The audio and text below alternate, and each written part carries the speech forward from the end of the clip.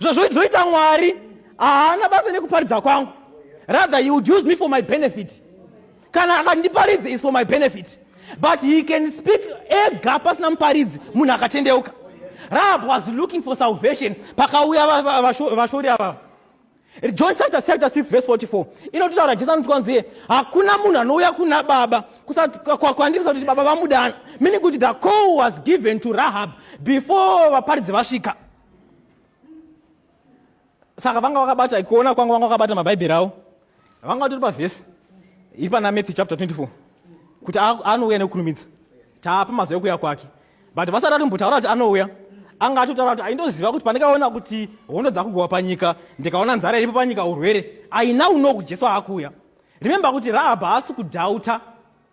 The reason why Rahab akuvaparidza is because she has got solid faith. Faith iri pakuti kudii? Iri pakuti akanzwa zvakaitika. I wonder why is it that the Israelites had not the faith of Rahab? Nokuti Rahab akatenda zvaanga asina kuona, zvakawa zvichitaurwa kumarket kwaanga akanomira kunokecha vamwe varume, ndokwakawa nyaya dzekwaIsraeri dzaOgi naSihoni. Akadzitenda, asi Israeri akanga akamirira kuona izvozvo anga asingatendi. Rahab akati, I know very well that because of that muchatoya kuzotora nyika inoi and no one is going to survive. Hana chaanga averenga, hana vhisi yanga averenga. But the knowledge of what God had done was enough. We have no fear for the future, lest we forget how God has led us in the past. No zvanga zvina Rahab. Aichi zvakatuita masureka is enough evidence of what God can do. Not only what God can do, but what God will do. Because I am 100% sure kuti musawa muchasvika masvingo aya zvezvatodhakwa hakuna achasara kujeriko. It was knowledge yakabva pakuti kudii? Zvandakanzwa. I wonder the people who read the pages of the Bible today, kuti where is your faith? Imi mune mavhesi akawandisa anotokuudzai kuti he can do exceedingly abundantly above. Asi hamusi kuzvitenda. Mune mavhesi anoti he shall supply all our needs, but hamusi kuzvitenda. But someone without a Bible, without a preacher, says kuti ndatenda because I heard someone pamakuhwa ekumarket ndakazviwa ndikatenda. Rahab akutodzidza rima kuchinonzi kutenda kuita sei. Ndosaka paHebrews mukaverenga chapter 11 pamagamba ekutenda inotaura nezvanana Abraham nezvanana Moses, inotaura nezvevarume vainzi mhare dzekutenda 31 yobva yati naRahab chifeve. naRahab chifeve. Anditi the reason why Mwari vakaramba kubvisa zita rekuti Rahab chifeve indorimwe Mharidzo, but ngatingopfuura nepo. Rahab paakatendeuka haana kuchinjwa zita seuzako atinoita. Abraham akati atendeuka kai uchaiziva Abraham. Jacob akati atendeuka kanzi uchai Israeli. Asi Rahab akati atendeuka zvikanzi Rahab chifeve. Joshua chapter 6 verse 17 inotori kwanzi naJoshua muende munotora Rahab chiya chifeve. James chapter 2 verse 25 inoti kwanzi naRahab chifeve. Ligira Rahab chifeve ndo ligira Abraham baba wekutenda. Mwari vakaramba kuti don't worry about the name. Dambudziko renderekuti we want people to change our names pano pasi. Ndinoda kudhivhenda zita rangu kuti aina ndidaro ndakatendeuka. Aiwa, it's not for us to say that. Nekuti Revelation anoti chapter 2 ya Revelation kune achakwirira ndichamupa zita.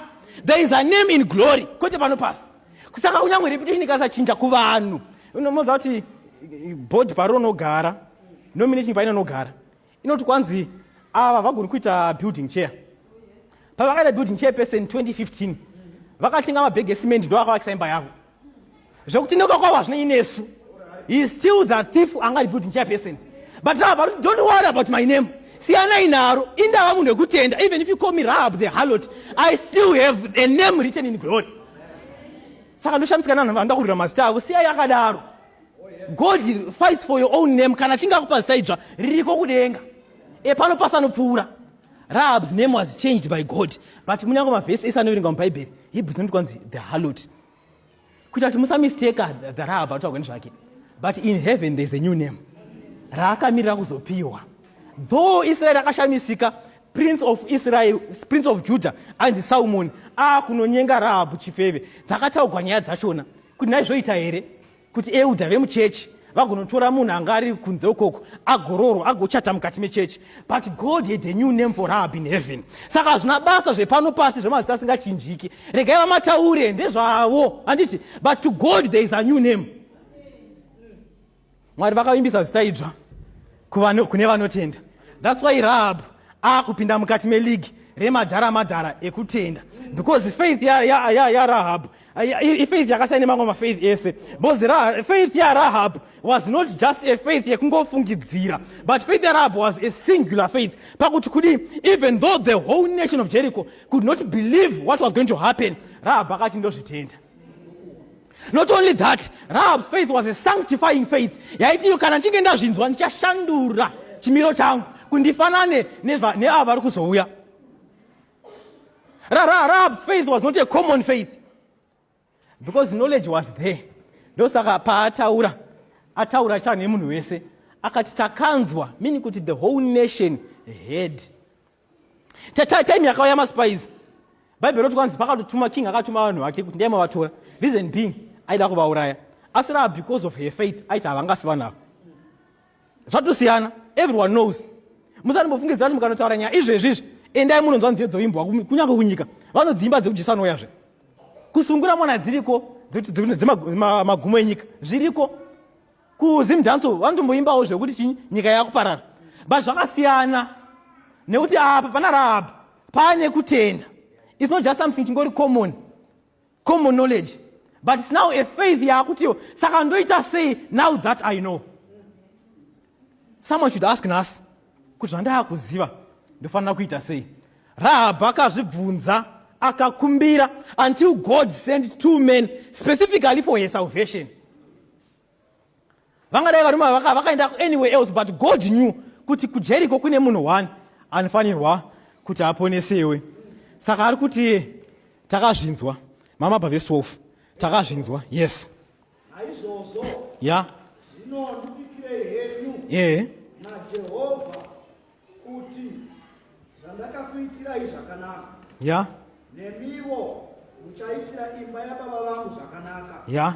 Mundipeiwo chiratidzo chakasimba. Yeah. Kuti muchararamisa baba vangu namai vangu nehanzvadzi dzangu navanun'una vangu nezvose zvavanazvo nokurwira upenyu hwedu parufu. All right.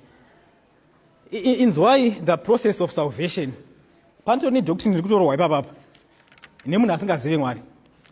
Ari kuti the greatest need of everyone pano pasi kunyangwe tikata nyaya dzekutsvakwa kwemari, the greatest need of every person is salvation.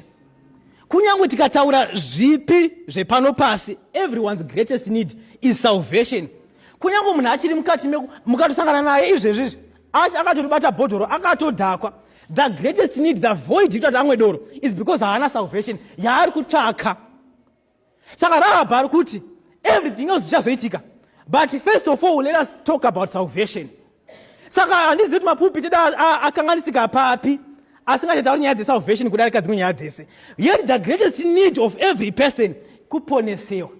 Saka ari kuti now swear kuti chamuchaita muchatiponesa, that we shall be saved on this day. Pakuuya kwaIsraeri kuzoparadza Jericho isi tichaponesewa. And the doctrine of salvation inotanga pakuti kuti munhu pake zvake anofanira aponesewa before they go to save others. Asi hakuna munhu anoponesewa anoramba akanyarara.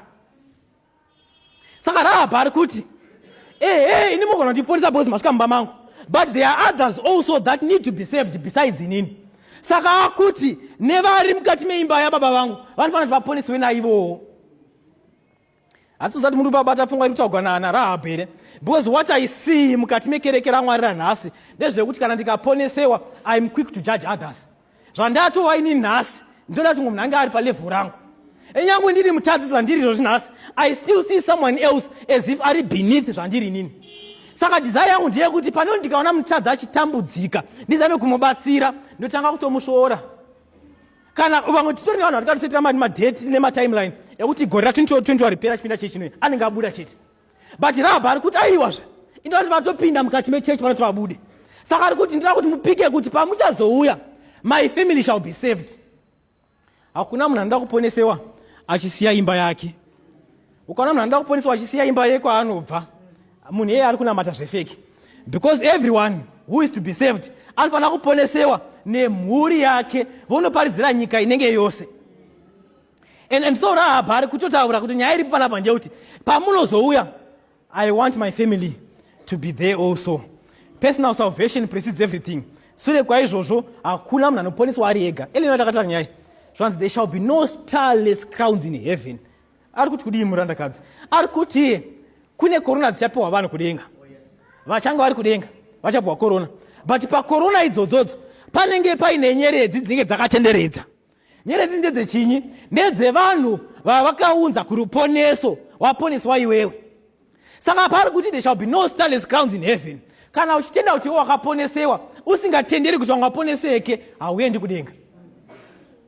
Ndo simple meds dziripo. Saka pari there shall be no starless crowns. Ari kuti kana watoponesewa, someone else should be saved by your salvation. Atsamanyira kumuparidza pamapulpit, but by our influence others can be saved through our own salvation. Saka ari kutotaura nevarume ava. Ndikunyanya kufokasa pamharidzo yaRahab. Ndosaka muchina ndiri kujamba amavhesi evarume ava paari kutaura. Because dzavo mharidzo, ivo havana mharidzo. Remember kuti havana mharidzo. Ane mharidzo ndiRahab. Saka ndiye atara nesu nhasi. Handiti? Ine pavhesi ya18. Vava varume vakutaura manja. Tarira, nguva yatinopinda panyika ino. Ya. Unofanira kusungira bote iri dzvuku rakakoshwa pawindi. Pawakati kurusira pasi napo. Ya. Unofanirawo kuunganidza mumba mako, baba vako, namai vako, nehazvadzi dzako, navose veimba yababa vako. All right, verse 21. Verse 21. Iye akati, ngazviitwe sezvamakataura. Ya. Akavaendisa vakabva, iye ndokusungira bote dzvuku pawindi. Bhaibheri rabva rataura. Now, because nyaya yesalvation inofanira kuzotichita pa the specifics of how a person is supposed to be saved. Mukuwa nyaya iripo. Haingogumiri pakuti poneswai, but we need to know how a person is what? Is saved. Saka vakuchimuudza mozazvoita kana munhu akaparidza mharidzo asingazivi zvakawanda. Unogona kufunga kuti maybe chinyi nditori right pazvese. Vakumudza wagona mharidzo dzese, but there is one thing that you need to know, how a person is going to be saved. Vakuchimudza manje kuti the only way to be saved ndeyekuti iwewe paimba yako, because this is where we have now declared the chapel of God, ndo pane kereke raMwari, wakunofanira kutsungirapo bote dzvuku on your window. It's simple mathematics, the salvation. Vari kuti iyo, the only way we are going to identify that you are truly saved is if we see the red cloth on your window. The only way to identify that this person is truly saved is not through doctrinal knowledge. Amupo. The only way to identify kuti munhu akaponeswa zvemashuwa-shuwa haasi kuziva mavhesi, asi kuona kuti zvemashuwa pawindow remoyo wake pana Jesu here. Because the red scarlet cloth was representing the blood of Christ rakambonamirwa pamadziro ekwaEgypt. Vana vaIsraeri vasati vabuda kuti Passover painozosvika varegere kuparadziwa. The blood that was slain on Calvary kuti vanhu vaponesewe ndo rakunzi alright, iwe hauna gwayana kuti tingakupa kuti uurayi, but zvanhasi take the red cloth and tie it on your window. It shall be the identifying mark yekuti apa pana Jesu. Saka hapaparadziwi panenge paina Jesu. Saka paari kutaurira kuti patotozodzoka isusu, if we see the red cloth, we know kuti whoever is in that house haaparadziwi. Whoever is in that house haaparadziwi. Akutaura minozazvinakidza nyaya yesalvation. Rahab knew the agents of this message. 21 noti zvoita Mwari haana basa nekuparidza kwangu. Rather, he would use me for my benefit. Kana akandiparidza is for my benefit. But he can speak ega pasina muparidzi munhu akatendeuka. Rahab was looking for salvation. Pakauya vashori ava. John chapter 6 verse 44. Inotaura Jesu anoti kwanzi hakuna munhu anouya kuna baba kwandiri kusati baba vamudana. Meaning kuti the call was given to Rahab before vaparidzi vasvika. Saka vanga vakabata ikuona kwangu vanga vakabata mabhaibheri avo.